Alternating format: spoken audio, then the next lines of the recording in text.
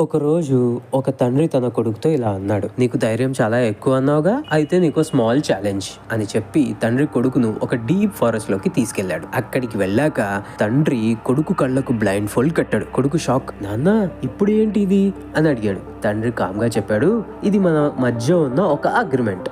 నువ్వు ఈ రాత్రి మొత్తం ఈ చెట్టు బ్రాంచ్ మీద కూర్చొని ఉండాలి. మార్నింగ్ సన్ వచ్చే వరకు బ్లైండ్ ఫోల్డ్ తీయనే కూడదు.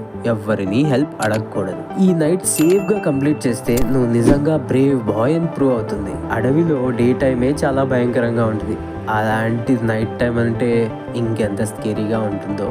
చుట్టూ జంతువుల సౌండ్స్, గాలి వియర్డ్ నాయిసెస్, చెట్టు కొమ్మ బలంగా ఊగుతూ ఉంది. కొడుకు హార్ట్ బీట్ మాత్రం గట్టిగా కొట్టుకుంటుంది. ఏదైనా ఎనిమల్ వచ్చేస్తే, ఏదైనా అయితే అని. కానీ అతను తన ఫియర్ని కంట్రోల్ చేశాడు.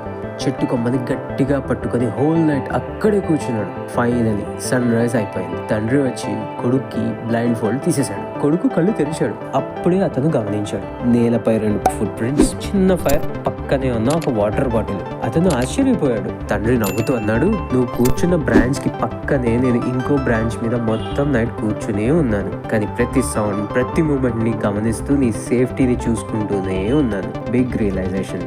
అప్పుడే కొడుక్కి అర్థమైంది, నేను ఒంటరిగా లేను.